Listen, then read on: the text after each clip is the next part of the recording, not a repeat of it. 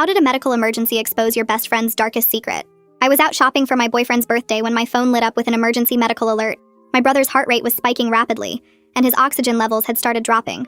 This was life-threatening, and I wasn't there to help him. I called my best friend Tessa immediately. She'd volunteered to watch Declan at home while I went shopping. Tessa! Declan's vitals are going crazy. He's having a seizure. Call 911 right now. Tessa's voice sounded panicked. Oh my god, what? Okay, what do I do? Call an ambulance. Call them now. His oxygen is dropping. I was already running to my car in the parking lot. People were staring at me, but I didn't care. I'm calling right now. I'm calling, Tessa said. I could hear her breathing hard. I threw my shopping bags in the back seat and started the car. I checked the app again. Declan's oxygen was at 89%. His heart rate was 155. Both numbers were bad. If they got worse, he could have permanent brain damage or die. I pulled out of the parking lot and started speeding toward the hospital to meet them. My phone showed Declan's location on the map. He was still at home. I called Tessa again. Did you call? Are they coming? I asked Tessa. She sounded flustered and out of breath. Yes!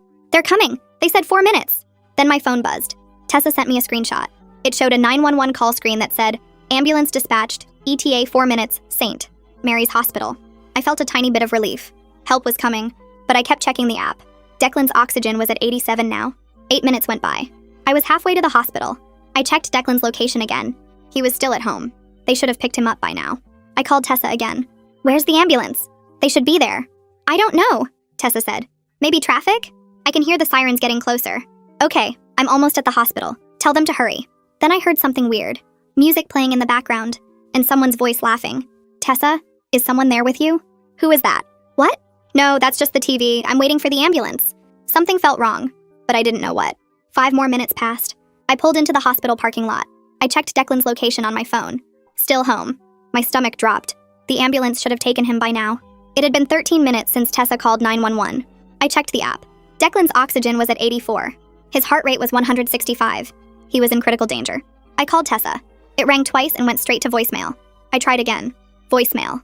My hands were shaking so bad I could barely hold the phone. I called the hospital. Did an ambulance just pick up a seizure patient from my address? The woman on the phone clicked her keyboard. No, ma'am. We haven't sent any ambulances to that address today. My blood went cold. Tessa lied. But why lie about this? I screamed and threw my car into drive. I had to get home. I tried calling Tessa again and again. No answer. The traffic was terrible. It took me 15 minutes just to get halfway home. I kept checking the app. Declan's vitals were getting worse and worse. He'd been seizing for 30 minutes now. I tried calling my boyfriend for help. Maybe he could check on Declan. Hey babe, something's wrong at the house. Can you go check on Declan? I said, panicked. My boyfriend sounded annoyed. I'm actually in a meeting right now. Can this wait? Then I heard it. Music. The same playlist that was playing in the background when I called Tessa. Either it was a coincidence, or he was at my house with Tessa, while my brother was dying. I hung up and drove faster. 40 minutes had passed since the first alert. I screeched into my driveway and ran inside like a maniac, praying it wasn't too late. I found Declan on the living room couch, facing away from me. His body was jerking and I could see foam coming out of his mouth even from behind him. He was still actively seizing. His medical monitor was beeping like crazy. He was minutes away from death. I dropped to my knees and called 911. My brother is having a seizure. Send an ambulance to this address now. As the operator spoke, I could hear sounds from upstairs. Moaning, the bed creaking. Tessa was upstairs doing it with someone while my brother was dying on the couch downstairs. I stayed with Declan the whole time. 2 minutes later, I heard Tessa coming downstairs, laughing like something was funny. It was obvious she hadn't noticed me running in or calling 911. She walked in through the living room doors in a robe. We made direct eye contact, and I saw a man's leg peering out from behind the door. I recognized the tattoo immediately. It was my boyfriend. Tessa and my boyfriend were having an affair and couldn't stop fondling each other long enough to make a 2-minute call to save my brother's life. I was soothing my brother while whisper screaming at her. Show me the 911 call, I said. You said you called 911. Where is it? Tessa started crying suddenly. I'll explain. I'm sure you will, I responded, grabbing my phone to make another 911 call, but not to the hospital. And not to the police either. Tessa's face went wide. The sirens were already getting louder outside. The real ambulance I'd called screaming down my street. Tessa's mouth opened and closed like she wanted to say something but couldn't find words. Jasper stepped fully into view, pulling on his shirt with shaking hands. The paramedics burst through my front door 3 seconds later, a team of 4 with equipment bags and a stretcher. I pointed at Declan without looking away from Tessa. The lead paramedic, a woman with short gray hair, dropped to her knees beside my brother and started checking his vitals immediately. Her partner got the oxygen mask on Declan's face while the other 2 prepared the stretcher. I stayed right next to Declan, holding his hand while they worked, my body positioned so I didn't have to see Tessa or Jasper standing frozen by the stairs. The gray-haired paramedic looked at her watch and then at me. She asked how long he'd been seizing. I told her 43 minutes now, maybe longer. Her face went tight and she called out numbers to her team that I didn't understand. They moved fast, getting Declan onto the stretcher with practiced efficiency. One of them started an IV line in his arm. Another one radioed the hospital with information about his condition. The gray-haired paramedic told me they needed to get him to St. Mary's immediately. That 40 minutes was dangerously long for a seizure. I nodded and grabbed my purse from where I'd dropped it. Tessa took a step forward. I held up one hand without looking at her, my eyes on Declan's pale face. The paramedics wheeled him toward the door. I followed right behind them, not saying a word to either Tessa or Jasper. Outside, they loaded Declan into the ambulance. I climbed in after him before anyone could tell me not to. The paramedic working on Declan's IV looked at me and nodded like she understood. Through the back windows, I could see Tessa running out of the house, still in that robe. She was trying to get to the ambulance. I looked right at her through the glass and mouthed one word. Don't. The ambulance doors slammed shut and we pulled away with sirens blaring. Inside, the paramedics were giving Declan medication through his IV to stop the seizure. I sat on the bench seat watching my brother's face, watching the monitors beeping around him. His body was still jerking, but less than before. The medication was working. The gray-haired paramedic told me his name was on his medical alert bracelet, asked if I was family. I said I was his sister and primary caregiver. She asked what happened, why the delay. I told her someone was supposed to call 911 40 minutes ago but didn't. She looked at me for a long second, and then went back to monitoring Declan's vitals. The ride took 7 minutes. They rushed him through the emergency department doors while I followed, my hands shaking so bad I could barely hold my purse. A nurse stopped me at the intake desk while they took Declan back. She handed me a clipboard with paperwork and asked me to fill out what I could. I sat in a plastic chair and stared at the forms. My hands were shaking too much to write clearly. The nurse came back a minute later with a cup of water. She sat down next to me and asked gently what happened. I started explaining about the medical alert, the seizure, calling my friend who was supposed to be watching him. When I got to the part about the 40-minute delay and why it happened, my voice cracked. The nurse's expression changed from sympathy to something harder. She asked if I was saying someone deliberately didn't call for help. I nodded and told her they faked a 911 call instead. She stood up and said she needed to make a note of that for the doctor. 20 minutes later, a doctor in blue scrubs came out and introduced himself as Dr. Gideon Garza. He was the neurologist on call.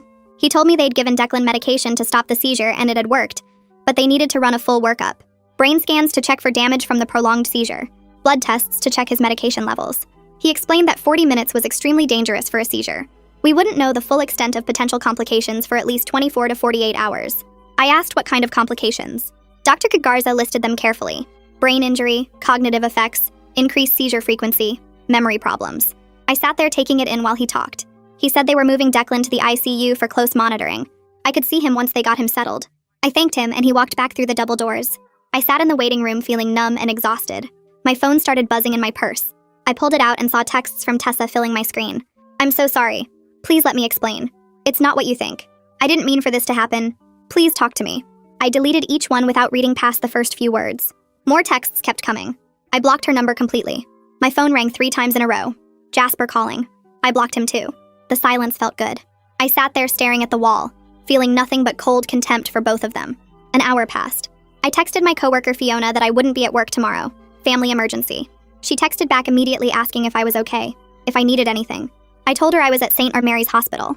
She said she was coming. I told her she didn't have to. She said she was already getting in her car. Fiona showed up 40 minutes later carrying a bag from the convenience store. She'd brought me coffee and a change of clothes, a clean shirt and pants.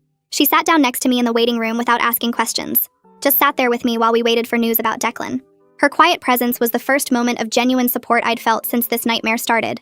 I almost started crying from the relief of having someone actually help instead of making things worse. Fiona squeezed my hand and told me it would be okay. I nodded even though I didn't believe it. 2 hours after we'd arrived, the ER doctor came out to find me. She was a woman in her 50s with tired eyes. She told me Declan was stable but sedated. They were keeping him in ICU for close monitoring.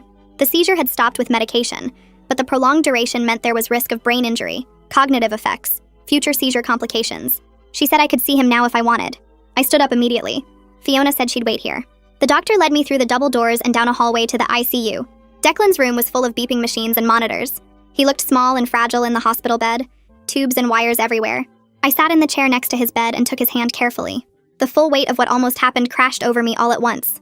If I'd been 5 minutes later getting home, if the seizure had lasted any longer, I could have lost him. Because 2 selfish people couldn't stop screwing each other long enough to make a phone call. The rage that filled me was cold and focused. Nothing like the panic from earlier. This was calculated fury that demanded consequences. A woman in professional clothes knocked on the doorframe. She introduced herself as a hospital social worker and asked if she could talk to me for a minute. I nodded. She came in and sat in the other chair. She said the nurse had mentioned some concerning circumstances around the delayed emergency response. She suggested gently that I might want to file a police report. She explained that deliberately faking a 911 call while someone was dying could constitute criminal negligence or even attempted manslaughter depending on the circumstances. I told her I was considering my options. She gave me her card and said to call if I needed anything. After she left, I sat with Declan for another hour before Fiona knocked softly. She said it was almost midnight, asked if I wanted to go home and grab some clothes and things for Declan.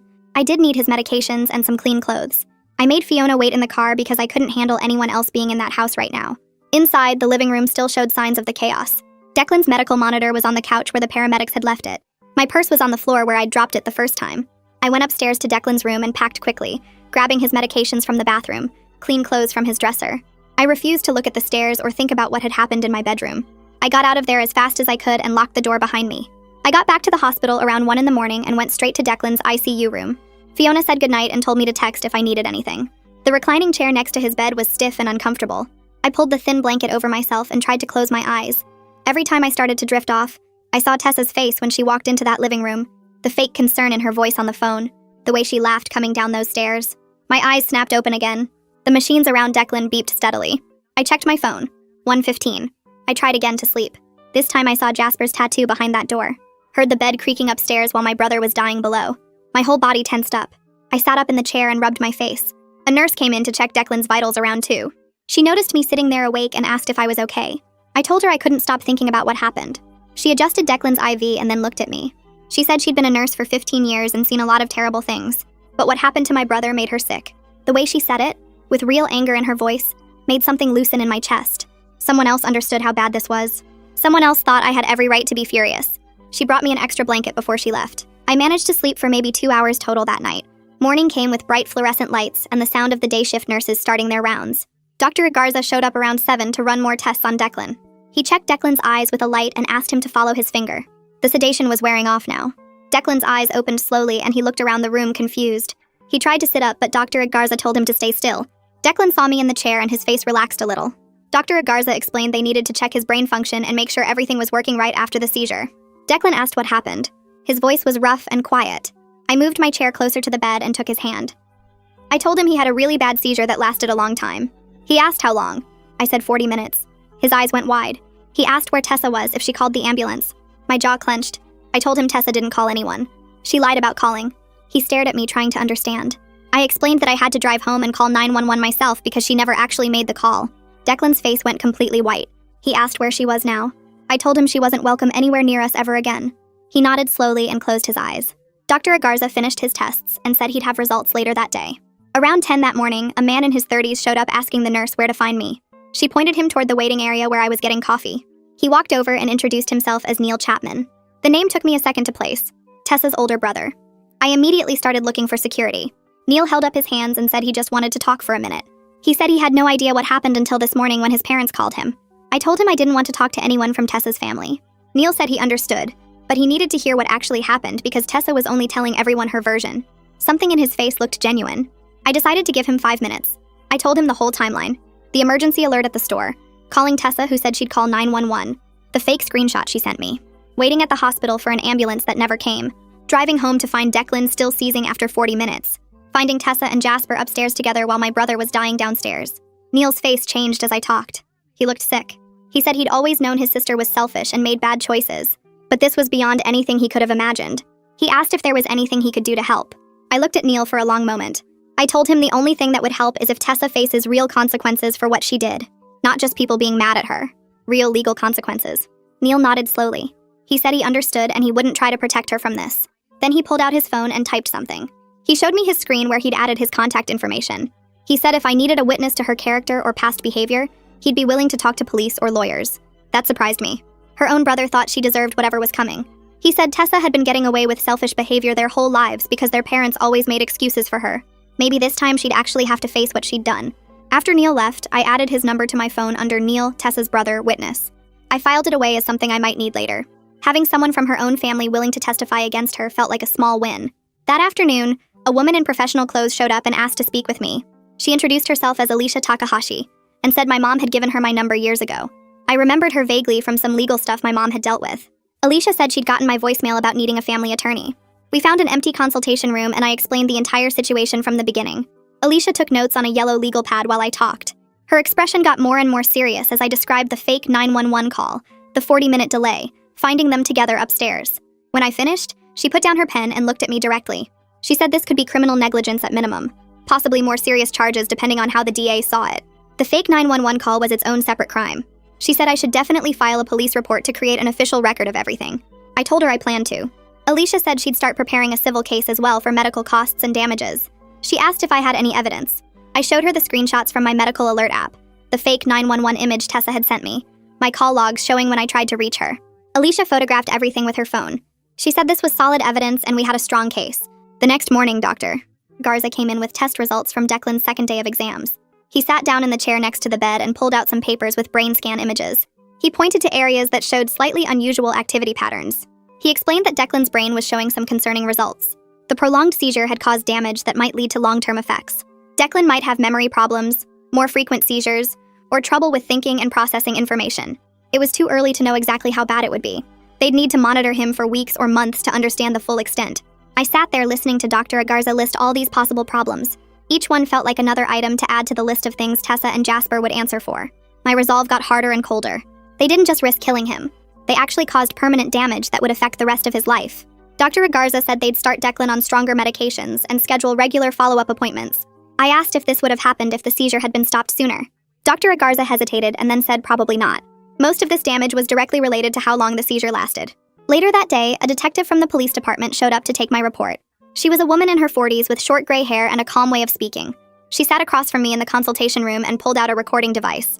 She asked if I minded being recorded and I said no. Then she told me to start from the beginning and tell her everything. I went through the whole timeline again without her interrupting once. When I finished, she started asking specific questions. What time did I get the first alert? What time did I call Tessa? What time did Tessa send the fake screenshot? What time did I arrive home? How long had Declan been seizing when the real paramedics arrived? I answered every question and showed her all my evidence. The medical alert app screenshots showing the timeline. My call logs proving when I tried to reach Tessa. The hospital records documenting that Declan had been seizing for over 40 minutes. The detective looked through everything carefully. She said this was definitely worth investigating and asked if I was willing to provide a formal statement. I told her absolutely. She said she'd be in touch and would probably need to interview Declan once he was feeling better. 2 days later, I was in the hospital cafeteria getting lunch when Tessa appeared out of nowhere. I don't know how she got past security. She walked right up to my table and started talking. She said my name and that she needed to explain. I cut her off immediately. I told her the only conversation we were having was through lawyers and police. If she came near me or Declan again, I'd file for a restraining order. Tessa's face crumpled and she started crying. She said I was being unreasonable, that she made a mistake, that she panicked. I stood up and picked up my tray. I told her she didn't panic. She deliberately sent me a fake screenshot and then went upstairs to sleep with my boyfriend while my brother was dying. Then I walked away while she was still talking. I felt absolutely nothing watching her cry. No sympathy, no guilt, just disgust that she thought tears would fix what she'd done. That same evening, I checked my email and found a long message from Jasper. The subject line said, "Please read this." I almost deleted it without opening, but decided I should see what he had to say. The email was 3 paragraphs of excuses. He claimed they panicked when Declan started seizing, that they made a mistake in the moment, that they never meant for anyone to get hurt, that he hoped I could understand they were just scared and didn't know what to do. I read it twice. Then I forwarded the entire email to both Alicia and the detective without writing any response to Jasper. His words were just evidence that he knew what they'd done was wrong. Alicia had told me that trying to explain and minimize their actions showed consciousness of guilt. The fact that Jasper was already making excuses and asking for understanding told me everything about his character. He wasn't actually sorry. He just didn't want to face consequences. Around 7 that night, Fiona showed up with takeout containers from the Thai place near our office. She'd brought pad Thai and spring rolls. We sat in Declan's room eating while he slept. Fiona asked me directly what I was planning to do about Tessa and Jasper. I told her honestly that I was still deciding between just legal action or something more personal. Fiona didn't look shocked or try to talk me out of anything. She just nodded and said whatever I chose, she had my back if I needed help. Having someone in my corner who wasn't trying to push forgiveness or mercy felt incredibly good. Most people would have told me to let it go or move on, or not let anger consume me. Fiona understood that some things don't deserve forgiveness. Some betrayals are permanent. She finished her food and told me she'd cover for me at work as long as I needed. Then she hugged me and left. I sat there in the quiet hospital room feeling grateful that at least one person in my life actually showed up when it mattered. The next morning, a nurse came in and told me they were moving Declan to a regular room on the 3rd floor. Good news, she said, because it meant he was stable enough to leave intensive care. I helped gather his things while the transport team got him ready, and we rode the elevator up together. The new room had a window and felt less like a medical emergency zone, which should have been comforting. But when the nurses finished setting up his monitors and left us alone, Declan grabbed my hand and wouldn't let go. He asked me to promise I wouldn't leave him with anyone else ever again. Just me taking care of him from now on. No one else could be trusted. I heard the fear in his voice and realized Tessa's betrayal had broken something in him that would take a long time to fix. He kept asking if I was sure no one else would watch him, if I was absolutely certain I'd be there if something happened. I promised him over and over, but I could see the trauma in his eyes every time he asked. Around noon, Dr. Garza came in with a tablet and pulled up a chair next to the bed. He went through Declan's discharge plan in detail, explaining that his seizure risk was now higher than before the incident. The 40-minute seizure had changed things permanently. Declan would need more frequent monitoring, stronger medications, and follow-up appointments every 2 weeks instead of monthly. Dr. De Garza listed the new prescriptions and their costs, the additional testing required, the specialist consultations we'd need to schedule. I did the math in my head while he talked. The new medications alone would cost hundreds more per month. The extra appointments meant more copays and time off work. The additional monitoring equipment we'd need at home wasn't cheap either. Every number added up to thousands of dollars we wouldn't be spending if Tessa had just made one phone call. I grabbed my phone and started making notes of every single cost Dr. Garza mentioned. Alicia would need these figures for the civil lawsuit she was already preparing. That afternoon, my phone rang with a number I didn't recognize. I answered and heard the detective's voice. She told me she'd interviewed Tessa and Jasper separately yesterday, and their stories didn't match up in several key places. Tessa claimed she thought she'd actually called 911, that she panicked and got confused about whether she'd really done it. Jasper insisted Tessa told him the ambulance was coming, so he assumed everything was handled. Each of them was trying to shift the blame to the other person. The detective said their willingness to throw each other under the bus was helping build a stronger case for criminal charges. I should have felt satisfied hearing this, but mostly I just felt disgusted. They'd been so wrapped up in each other that my brother almost died, and now they couldn't even take responsibility without blaming their partner in negligence. The detective told me she'd be forwarding her report to the district attorney's office soon, and I thanked her for the update. That night, after Declan finally fell asleep around 10, I pulled out my laptop and started researching. I looked up criminal negligence laws in our state, reading through case summaries and legal definitions. I learned that what Tessa and Jasper did could potentially be charged as reckless endangerment, which carried jail time. The fake 911 call was its own separate crime called filing a false police report. I moved on to civil liability next, reading about personal injury lawsuits and damages. They could be held responsible for all of Declan's medical costs, both current and future, plus emotional distress damages, plus punitive damages if the jury thought their actions were especially bad. The numbers could easily reach 6 figures. I made detailed notes about everything I learned, organizing the information into categories for criminal versus civil consequences. Having multiple paths to make them pay made me feel less helpless, more in control of what happened next. I wasn't just a victim of their betrayal anymore. I was someone taking action to ensure they faced every possible consequence. Around midnight, my phone buzzed with a text from Neil. He said Tessa had been staying at his place and was falling apart over what happened. He asked if there was any chance I'd be willing to hear her out, to let her explain and apologize. I stared at the message for a few seconds, then typed one word back: number. His response came immediately saying he understood and he was sorry for asking. At least someone in her family had basic sense about boundaries and consequences. I appreciated that Neil wasn't trying to pressure me or defend his sister's actions. 2 days later, Alicia called to tell me she'd filed the civil lawsuit against both Tessa and Jasper. The papers detailed everything they'd done and exactly what it had cost us. She'd had them served that morning at their homes. Alicia said their reactions to being served would tell us a lot about how seriously they were taking this situation. If they lawyered up immediately, they understood the trouble they were in. If they tried to handle it themselves or ignored it, they were about to learn a very expensive lesson. I told her I hoped they underestimated the situation, because watching them realize they were in real trouble would be deeply satisfying. Declan was finally discharged on the 5th day with a thick stack of instructions and prescriptions. The pharmacy bill alone was over $300 even with our insurance. I loaded him into my car carefully, drove him home to our house, and helped him walk inside. While we'd been gone, I'd paid a locksmith to change all the locks. New keys, new deadbolts, everything secure. I helped Declan settle into his room, and he immediately asked if Tessa or Jasper might try to come here. I promised him they wouldn't get past the front door, that I'd made absolutely sure of that. The next morning, the detective called again. She told me the district attorney was reviewing the case for possible criminal charges of reckless endangerment and filing a false police report. The false 911 call was particularly serious because it was a crime all by itself, separate from the negligence that came after. She explained the DA would make a decision within 2 weeks, and I should prepare to testify if charges were filed. I told her I was absolutely ready to do whatever was needed. Later that day, Fiona came over to help me set up a new routine for Declan's care. We programmed multiple trusted numbers into his medical alert system, tested all the equipment thoroughly, and created written protocols for different emergency scenarios. We made laminated cards with instructions for what to do if he had a seizure, who to call, what information to give the paramedics. The level of preparation required now, because I couldn't trust anyone the way I'd trusted Tessa, felt like another cost of her betrayal. Every backup system we created was a reminder that she'd destroyed my ability to rely on other people. That evening, Alicia called with an update. Jasper's parents had contacted her offering to pay all of Declan's medical bills if I dropped the civil suit. I actually laughed when she told me. They clearly didn't understand the situation at all. This wasn't about money. It was about consequences and accountability and making sure they understood the magnitude of what they'd done. I told Alicia to reject the offer immediately and proceed with the lawsuit exactly as planned. The follow-up appointment with Gideon happened 2 weeks after Declan came home. I drove him to the medical center and we sat in the waiting room while he picked at his fingernails, a nervous habit he'd developed since the seizure. The nurse called us back and took his vitals. Then Gideon came in with a tablet showing brain scan results. He pulled up a chair and explained the images, pointing to areas that showed abnormal activity patterns. The damage from the prolonged seizure was permanent. Declan would need stronger anti-seizure medications for the rest of his life, more frequent checkups every month instead of every 3 months, and he might experience cognitive effects like memory problems or difficulty concentrating. Gideon walked through the new medication schedule and the warning signs we needed to watch for. Declan's face went pale as he listened, and I reached over to squeeze his hand. I promised him we'd handle whatever came, that we'd adjust and manage everything together. But inside, I was adding this permanent damage to my mental list of things Tessa and Jasper would answer for.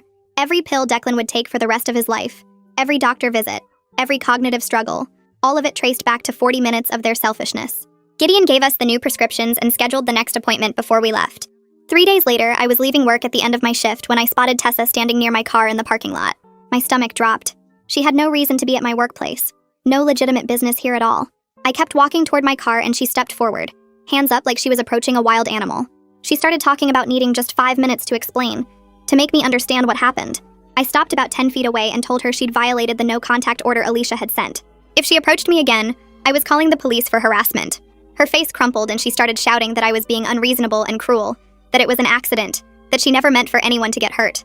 I turned and walked to my car while she was still yelling, unlocked it, got in, and drove away. In my rearview mirror, I could see her standing there in the parking lot, arms wrapped around herself. I felt absolutely zero sympathy for her distress. She'd made her choices and now she got to live with the consequences of those choices. I called Alicia on my way home to report the violation, and she said she'd file documentation with the court. The next morning, my phone rang with a number I didn't recognize. I almost didn't answer, but something made me pick up. It was someone from the district attorney's office calling to schedule a meeting about the criminal case. I took a day off work and drove downtown to the DA's office the following week. The prosecutor handling the case was a sharp woman in her 40s with short hair and glasses, sitting behind a desk covered in case files. She shook my hand and got straight to business, explaining they were planning to charge both Tessa and Jasper with reckless endangerment and filing a false police report. The charges could mean jail time if they were convicted, possibly up to 2 years for the reckless endangerment and another year for the false report. She walked me through what the trial process would look like, the timeline we were looking at, and what my role as a witness would involve. Then she asked if I was prepared for the emotional toll of going through a trial, having to testify about what happened, seeing them in court. I looked her straight in the eye and told her I was prepared to do whatever it took to see this through. She nodded and made a note in her file, then said she'd be in touch as the case progressed. That evening, my phone buzzed with a text from Neil. He apologized for Tessa showing up at my work, said he'd told her to leave me alone but she wasn't listening to anyone right now. Then he added that she'd been fired from her job for missing too many days while dealing with her guilt. I sat on my couch reading that text and felt a grim satisfaction settle in my chest. Consequences were starting to pile up for her. She'd lost her best friend. Her relationship with Jasper had apparently fallen apart based on what Neil had mentioned before, and now her job was gone too. I texted Neil back thanking him for the information and for being decent about this whole situation, which was more than I could say for his sister. He responded immediately saying he understood and he was sorry for everything that had happened. Declan started having nightmares that same week. The first time, I woke up to him crying out in his room around 2 a.m. I ran in and found him sitting up in bed, sweating and breathing hard, his hands shaking as he reached for me. He'd been dreaming about the seizure, about being alone and no one coming to help. I sat on the edge of his bed and held his hand while he calmed down, reassuring him that he was safe, that I was here, that nothing like that would ever happen again. But I could see the psychological damage this had caused beyond just the physical effects. His trust had been broken in a fundamental way. He'd believed Tessa was calling for help, had believed she cared about him, and instead she'd been upstairs with Jasper while he was dying. The nightmares continued for weeks, sometimes multiple times in one night. I'd sit with him during each episode, promising him over and over that I wouldn't leave him, that he was safe now. The knowledge that Tessa's selfishness hadn't just risked his life, but had also traumatized him this deeply, made my determination to see her punished grow even stronger. 2 weeks after the DA meeting, Alicia called with news about the civil suit. Jasper's lawyer had contacted her with a settlement proposal. They'd pay $50,000 if I agreed to drop the suit and sign a non-disclosure agreement. Alicia explained it was actually a reasonable offer considering the costs and time involved in going to trial. The legal fees alone would eat up a chunk of any judgment, and there was always risk involved in letting a jury decide. But I rejected the offer immediately. This wasn't about getting their money and staying quiet. I wanted a public record of what they'd done. I wanted a judgment against them that would follow them for years, that would show up on background checks and credit reports. I wanted everyone who ever looked into their history to know exactly what kind of people they were. Alicia said she understood and would inform Jasper's lawyer that we were proceeding to trial as planned. The preliminary hearing for the criminal charges happened 2 months after the incident. I took another day off work and drove to the courthouse, going through security and finding the right courtroom. Tessa and Jasper sat at separate tables with their lawyers, not looking at each other. The prosecutor presented the charges formally, and the judge asked how they pleaded. Both said not guilty, which I'd expected. Their lawyers would try to minimize what happened, to make it sound like a mistake or an accident instead of criminal negligence. The judge set a trial date for 3 months out and went over the conditions of their release, including the no-contact orders. I sat in the gallery watching them stand before the judge and answer questions, watching them have to acknowledge the charges against them in open court. It was the first real sense of justice beginning to happen. They couldn't pretend anymore that this was just a private matter between friends. The legal system had recognized that what they did was criminal, and now they'd have to answer for it. 6 weeks after the first seizure, Declan had another one. I was in the kitchen making dinner when his medical monitor started beeping. I ran to his room and found him on his bed, body jerking, foam at his mouth. My hands were shaking as I called 911, trying not to panic, trying to stay calm and give them the information they needed. The paramedics arrived in 4 minutes this time. They got the seizure stopped with medication, and it only lasted 8 minutes total before they had it under control. They took him to the hospital for observation, and Gideon met us there to run tests. He explained that the increased frequency was likely a direct result of the damage from the prolonged seizure. The 40 minutes of seizing had changed Declan's brain chemistry in ways that made future seizures more likely and harder to control. Every new complication felt like fresh evidence of what Tessa and Jasper's negligence had cost us. The medical bills kept piling up, the medications kept getting more expensive, and Declan's quality of life kept getting worse. All because 2 people couldn't stop having sex long enough to make a phone call. I started seeing a therapist the following week. Not because I wanted to forgive Tessa and Jasper, but because I needed to function while pursuing justice against them. The anger was eating at me in ways that were starting to affect my sleep and my work. The therapist was a woman in her 50s who specialized in trauma and betrayal. She listened to the whole story without interrupting, then helped me understand that my rage was justified and healthy, as long as I channeled it into something productive, rather than letting it consume me. She validated that some betrayals are unforgivable, that choosing not to forgive doesn't make me bitter or damaged. It makes me someone with appropriate boundaries who understands that actions have consequences. Not everyone deserves forgiveness, and that's okay. I could be angry and still move forward with my life. I could pursue justice and still take care of myself and Declan. The 2 things weren't mutually exclusive. 3 weeks later, Alicia called to tell me Tessa's lawyer had filed a motion to dismiss the criminal charges. I had to sit through a hearing where they argued that panic and poor judgment don't rise to the level of criminal negligence. Tessa's lawyer stood up and talked about how she was scared and confused, how she made a mistake in a moment of crisis, how she never intended for anyone to be hurt. He made it sound like she was the victim, like she'd suffered enough already. I sat in the gallery with my hands clenched in my lap, listening to him try to minimize what happened. Then the prosecutor stood up and walked the judge through the timeline. She showed the fake screenshot Tessa had sent me, the call logs proving she never dialed 911, the medical records documenting 40 minutes of seizing. She argued that deliberately creating a fake 911 call while someone is dying goes well beyond poor judgment into criminal territory. This wasn't panic or confusion. This was a conscious choice to lie and deceive while my brother was having a medical emergency. The judge listened to both sides, then denied the motion. He stated clearly that the evidence showed deliberate deception during a life-threatening emergency, and that absolutely constituted criminal negligence worthy of trial. Watching Tessa's face when the judge ruled against her was deeply satisfying. She'd thought she could get away with it, thought she could minimize and excuse her way out of consequences. But the legal system wasn't buying it. 2 weeks after that hearing, Fiona called me during lunch break at work. She sounded kind of shaken up, which was weird because Fiona never got rattled by anything. She told me she'd been at the coffee shop near her apartment that morning when Jasper walked in. He spotted her immediately and came right over to her table before she could leave.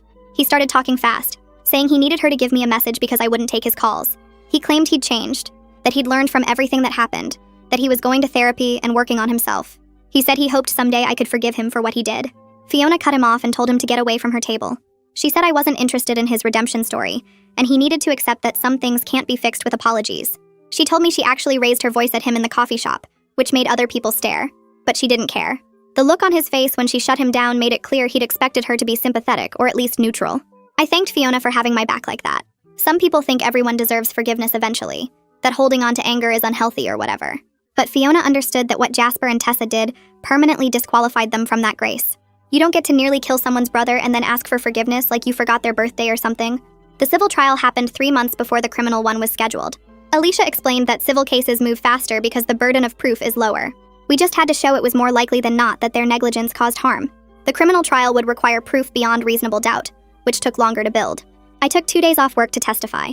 The courthouse was this old building downtown with marble floors and high ceilings that made every sound echo. Alicia met me outside the courtroom on the first day and walked me through what would happen. I'd testify first, then they'd call medical experts and present evidence. The whole thing felt surreal, like I was watching it happen to someone else. When my turn came, I walked to the witness stand and put my hand on the Bible. The oath felt heavy, important. I promised to tell the truth and nothing but the truth. Then I sat down and looked out at the courtroom. Tessa and Jasper were sitting at the defense table with their lawyers. Neither of them would look at me. The prosecutor was a woman in her 50s with gray hair pulled back tight. She asked me to describe what happened that day, starting from when I got the first medical alert. I went through the whole timeline. The alert on my phone while I was shopping, calling Tessa and begging her to call for help. The fake screenshot she sent me. Arriving at the hospital and discovering no ambulance had been dispatched. Racing home and finding Declan still seizing after 40 minutes. Hearing the sounds from upstairs while my brother was dying on the couch. The prosecutor showed me the medical records from the hospital. She asked me to identify the timestamps, the oxygen levels, the heart rate readings. Every number was evidence of how long Declan had suffered. Then she asked about the costs. I listed everything. The 5-day hospital stay. The new medications that cost hundreds of dollars every month. The increased monitoring equipment. The therapy for Declan's anxiety and trauma. The lost wages from taking time off work. It all added up to over $60,000 so far, with ongoing costs that would continue indefinitely. Alicia took over after that and presented the medical records. The fake 911 screenshot Tessa had sent me and expert testimony. A neurologist explained what happens to the brain during a prolonged seizure. He used words like hypoxia and neuronal damage and cognitive impairment. He said 40 minutes of continuous seizing could cause permanent brain injury, increased seizure frequency, and memory problems. Everything he described matched what was happening to Declan. The defense lawyers tried to argue that Tessa had panicked and made a mistake, that she never intended for anyone to get hurt. They showed text messages where Tessa had apologized, like that somehow made up for nearly killing someone. But Alicia destroyed that argument by showing the timeline of when those texts were sent. Tessa hadn't texted me until after I'd already found out she lied. She only apologized once she got caught. The jury went to deliberate after 2 days of testimony. Alicia told me it could take hours or even days for them to reach a verdict, but they came back in less than 3 hours. That was a good sign, she said. Quick deliberations usually meant the evidence was clear. The foreman stood up and read the verdict. Guilty on all counts. Both defendants were liable for negligence, emotional distress, and medical costs. The jury awarded us $90,000 in damages plus all ongoing medical costs for Declan's care. I felt something release in my chest when I heard those words. This wasn't about the money. It was about a jury of regular people looking at what happened and saying, yes, this was wrong. These people need to pay for what they did. Tessa's parents called me the next day. I saw the number pop up on my phone and sent it straight to voicemail. They called again an hour later. Again to voicemail. Then they tried emailing me. The subject line said, "Please, we need to talk about our daughter." I deleted it without reading past that. They called Alicia's office that afternoon. Her secretary told them Alicia wasn't available, but they insisted it was urgent. They finally got through to her and asked if there was any way to work something out about the criminal trial. They wanted to know if I'd consider asking the prosecutor to reduce the charges or accept a plea deal. Maybe Tessa could do community service instead of jail time. Maybe she could pay a fine. They were willing to pay more money if that would help. Alicia called me right after she got off the phone with them. She said they sounded desperate, like they were trying anything to protect their daughter from real consequences. I told Alicia to make it absolutely clear that I had zero interest in plea deals or reduced charges.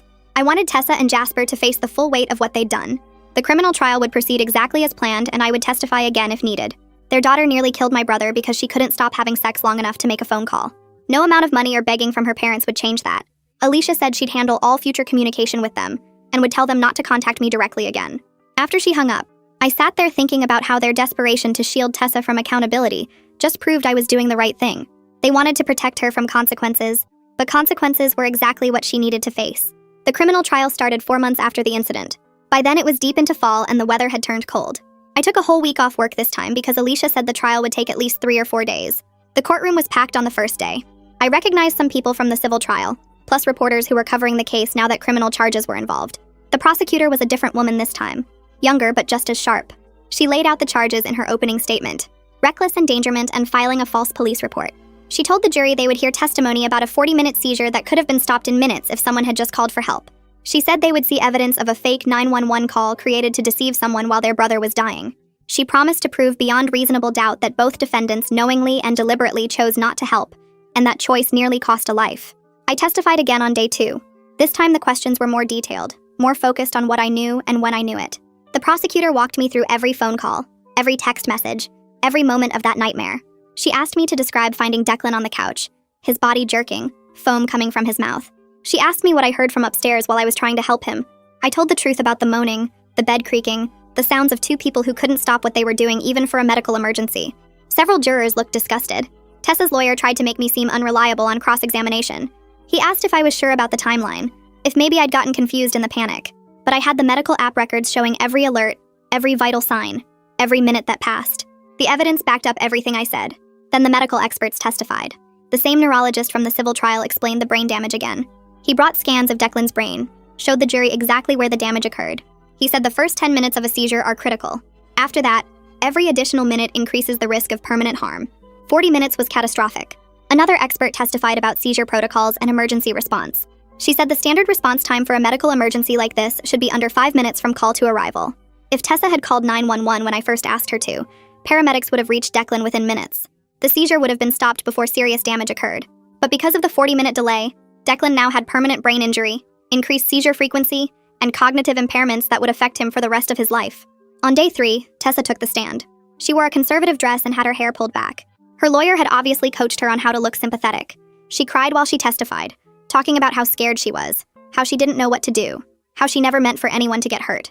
She claimed she'd panicked and frozen, that she'd meant to call 911 but got confused and sent me a fake screenshot instead. It made no sense, and the prosecutor tore it apart. How do you accidentally create a fake screenshot? How do you panic for 40 straight minutes? Why were you upstairs with someone if you were so worried about Declan? Tessa couldn't answer any of it without contradicting herself. Her tears didn't move me at all. I sat in the gallery watching her cry, and all I could see was her laughing as she came down those stairs in her robe. All I could remember was my brother dying on the couch while she was upstairs with my boyfriend. Her tears were for herself, for the consequences she was finally facing. They weren't for Declan or what she'd done to him. Jasper testified on day 4 and immediately tried to throw Tessa under the bus. His strategy was clear from the first question.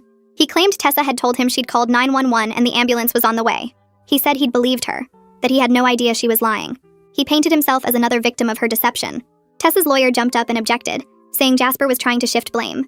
The judge sustained the objection and told the jury to disregard Jasper's characterization, but the damage was done. The jury had seen him try to save himself by sacrificing Tessa.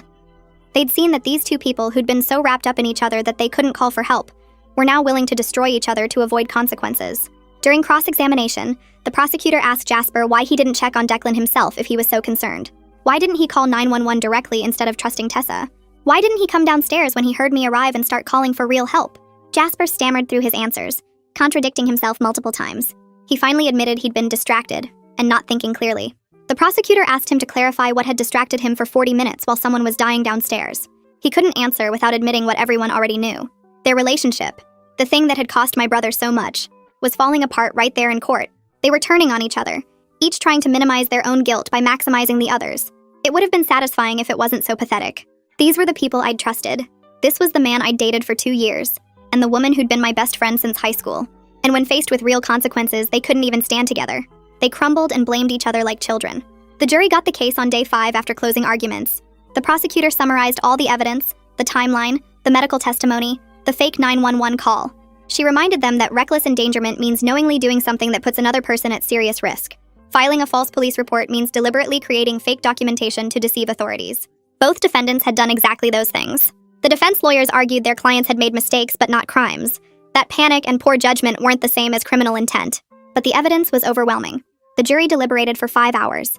Alicia and I waited in a conference room down the hall, drinking bad coffee and not talking much. When the bailiff finally called us back, my hands were shaking. The jury filed in and none of them looked at the defense table. Alicia squeezed my hand and whispered that was a good sign. The foreman stood up. The judge asked if they'd reached a verdict. Yes, they had. Guilty on both counts for both defendants. Tessa started crying immediately. Jasper just stared straight ahead, his face blank. The judge thanked the jury and scheduled sentencing for 2 weeks out.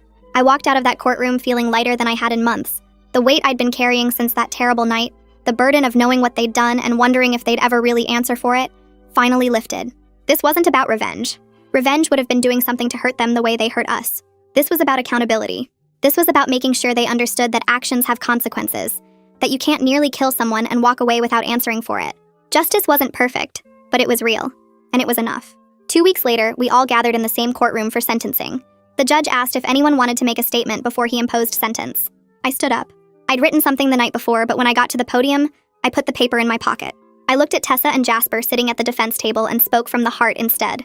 I told the judge about my brother, about his medical condition, and how he depended on people to help him during emergencies. I described finding him on that couch, knowing he'd been suffering for 40 minutes because two people were too selfish to make a phone call. I explained how his life had changed since then. The permanent damage, the increased seizures, the memory problems. I said I wasn't asking for maximum punishment or trying to destroy their lives. I just wanted them to face appropriate consequences for what they'd done. When I finished, the judge nodded and asked the defendants if they wanted to speak. Tessa stood up and apologized through tears. Jasper said he took responsibility for his actions. The judge listened to both of them, then delivered his sentence. For Tessa, 18 months in jail and 3 years probation. For Jasper, 12 months in jail and 2 years probation. Both were ordered to pay full restitution for all of Declan's medical costs, past and future. Both were prohibited from having any contact with me or Declan for 5 years. The bailiffs came forward and put handcuffs on both of them. I watched them being led away. Tessa still crying. Jasper walking with his head down. I felt something close to peace settle over me. Not happiness exactly, but a sense that justice had been served appropriately. They would spend time in jail thinking about what they'd done. They would pay for Declan's care, and we would never have to see them again. The months after sentencing were about rebuilding and healing. Declan's condition stabilized somewhat, though he would never be back to where he was before. His seizures were more frequent now, happening every few weeks instead of every few months. The new medications helped control them better, but they made him tired and affected his coordination. He had memory issues that frustrated him, forgetting conversations we'd had or appointments he'd made. Sometimes he'd ask me the same question 3 times in one day, but he was alive. He was healing as much as his damaged brain would allow, and he knew that the people who hurt him had faced real consequences. That mattered to him more than I'd expected. One night, about 4 months after the sentencing, he told me he'd been worried that Tessa and Jasper would get away with it. He said seeing them actually go to jail helped him believe that the world wasn't completely unfair, that people couldn't just hurt others without answering for their actions. I hugged him and promised I would always fight for him, always make sure he was protected and safe. The medical bills kept coming, but the restitution payments started arriving too. Small amounts deducted from Tessa and Jasper's prison wages, plus larger payments that would come from their wages after release. It would take years to fully pay off what they owed, but every payment was a reminder that consequences were ongoing, that their actions would cost them for years, just like Declan would be dealing with the effects for years. Neil called me about 6 months after the sentencing. I almost didn't answer, but something made me pick up. He said he wasn't calling to ask for anything or defend his sister. He just wanted to give me an update. Tessa was serving her sentence at a women's facility about 2 hours away. He'd visited her a few times and said she seemed different now, quieter and more serious. She'd started therapy in prison and was apparently working through what she'd done. Neil said she finally seemed to understand the gravity of her actions, that she'd nearly killed someone because she was too selfish to make a phone call. He wasn't asking me to forgive her or have any contact with her. He just wanted me to know she was facing reality now instead of making excuses. I thanked him for the update and told him honestly that I had no interest in Tessa's rehabilitation or redemption. That was between her and whatever conscience she might develop. What mattered to me was that she'd faced consequences and would continue facing them for years. If she grew from that experience, fine. If she didn't, that wasn't my problem. Neil said he understood and respected that. He told me he was sorry for what his sister did and hoped Declan was doing okay. Then he hung up. I stood there holding the phone for a minute, thinking about how some people can surprise you. Neil had no obligation to keep me updated or apologize for his sister, but he did it anyway, because he understood that accountability mattered. Fiona came over for dinner one night about 7 months after everything ended. We'd gotten closer through the whole ordeal, and she'd become one of my most trusted friends. Over pizza and beer, she told me she was impressed by how I'd handled everything. She said a lot of people would have wanted revenge, would have tried to hurt Tessa and Jasper the way they'd hurt us, but I'd chosen the harder path of legal accountability instead, pursuing justice through the system rather than taking matters into my own hands. I told her honestly that there were moments I'd wanted revenge, moments when I fantasized about making them suffer the way Declan had suffered. But I'd chosen differently because I wanted to be able to look at myself in the mirror, wanted to maintain my integrity even while pursuing consequences. Legal accountability felt right in a way that revenge never would have. It meant other people, objective people like judges and juries, had looked at what happened and agreed it was wrong. It meant there was a public record of their actions and the consequences they faced. It meant I hadn't become the kind of person who hurts others, even when I had every reason to want to. Fiona raised her beer and toasted to justice and integrity. We clinked bottles and drank, and I felt grateful for friends like her who understood that doing the right thing isn't always easy or satisfying, but it's still worth doing. 2 months after the trial ended, I put the house on the market. Walking through those rooms felt wrong now, like the walls still held the memory of Declan seizing on the couch while Tessa and Jasper were upstairs. Every corner reminded me of that night. The real estate agent said the market was good and we'd probably sell fast, which turned out to be true.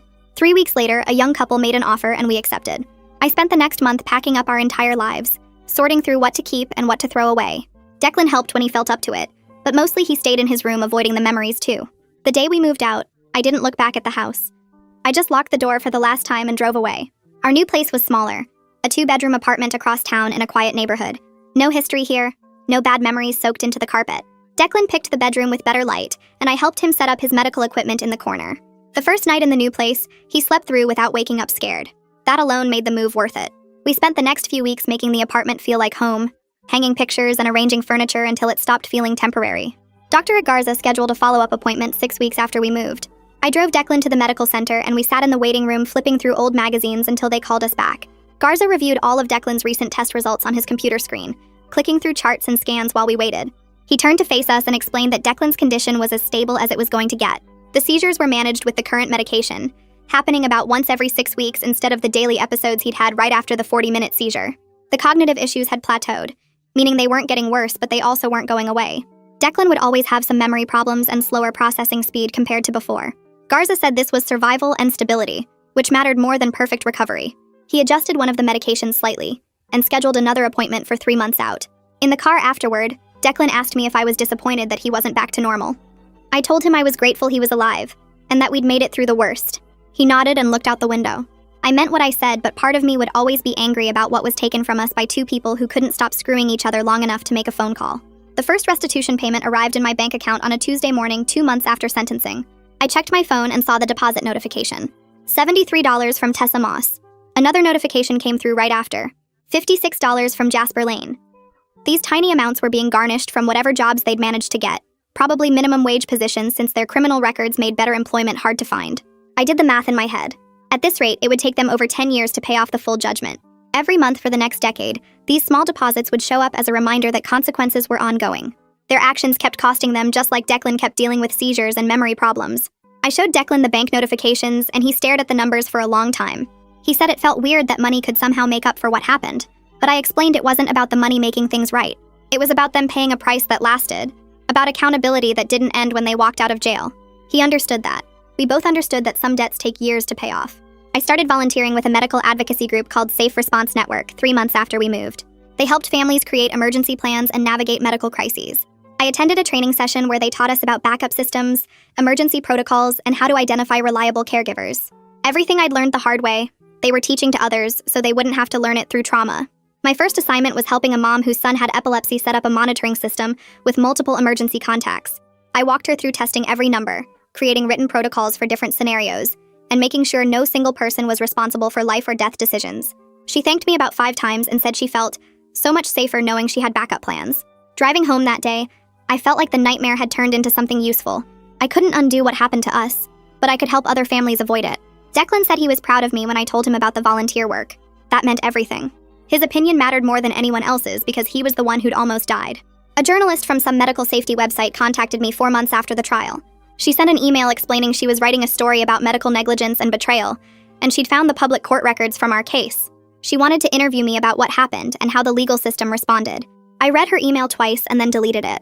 Our story wasn't entertainment for strangers clicking through articles over their morning coffee. What happened to us was private, painful, and already part of the public record through the trial documents. Anyone who wanted to know the facts could read the court transcripts. I didn't need to relive the worst night of my life for an audience of people who'd forget about it by the next day. Some experiences were meant to be processed privately, not performed publicly for clicks and shares. The journalist sent 2 follow-up emails and I deleted those 2 without responding. Eventually, she stopped trying. I mentioned it to Alicia during a check-in call and she said I'd made the right choice. The public record was enough. We didn't owe anyone our trauma as a story. Declan enrolled in community college 6 months after the trial ended. He'd spent weeks researching programs that could work with his cognitive limitations, and he'd found one with a good support system for students with medical conditions. He picked computer science because he'd always been interested in technology, and the coursework was flexible enough to work around his seizures and doctor appointments. I drove him to campus on his first day, and walked him to the Disability Services office where they set up his accommodations. Reduced course load, extra time on tests, permission to record lectures. They treated him like a real student who deserved to be there, not like someone who was broken.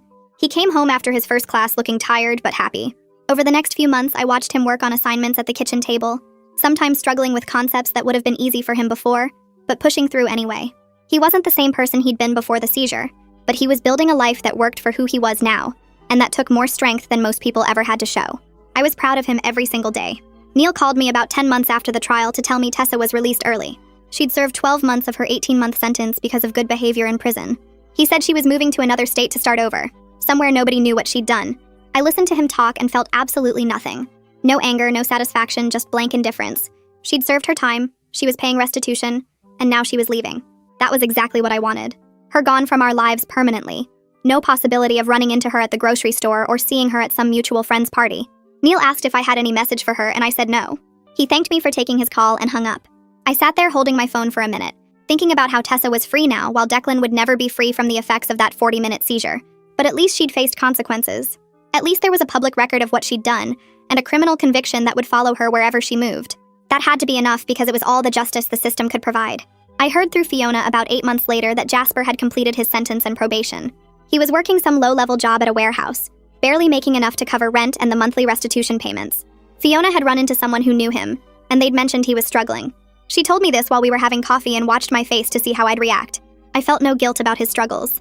He'd made a choice to ignore my dying brother so he could have sex with my best friend. These were simply the natural consequences of that choice playing out over time. His financial problems, his criminal record, his difficulty finding decent work. All of it traced back to decisions he'd made that night. I told Fiona I didn't feel bad for him at all, and she nodded like she'd expected that answer. Some people thought everyone deserved sympathy and second chances, but I wasn't one of those people anymore. Jasper had shown me exactly who he was, and I believed him. 2 years after that terrible night, Declan and I had built something stable. We had our apartment with no bad memories. We had routines that worked around his medical needs. We had Fiona and a few other friends we could actually trust. We'd both been through therapy, working on the trauma separately and together. I'd learned how to manage my anger so it didn't eat me alive. Declan had learned how to accept his limitations without giving up on goals. We had strong boundaries now. Nobody came into our lives without proving themselves first. Nobody got trusted with Declan's care without extensive vetting. We'd learned the hard way that some people would let you down in the worst possible moment, and we'd built our lives to account for that reality. The anger had faded into something quieter over time. Not forgiveness, never forgiveness, but acceptance that we'd survived and found justice. We were okay now. Not perfect, not the same as before, but genuinely okay with the life we'd built from the wreckage. Dr. Garza confirmed it at a routine checkup 2 years and 3 months after the incident. He reviewed Declan's latest tests and said his condition was as stable as it would get. The seizures were managed, happening every 6 to 8 weeks with medication controlling them quickly. The cognitive issues had stopped progressing, and Declan had learned to work around them. He'd always need monitoring and medication, but the prognosis was good for a long, full life with proper management. Garza said Declan had adapted remarkably well considering how close he'd come to dying that night. I sat there listening to him explain the long-term outlook, and felt tears building up that I'd been holding back for 2 years. My brother was going to be okay.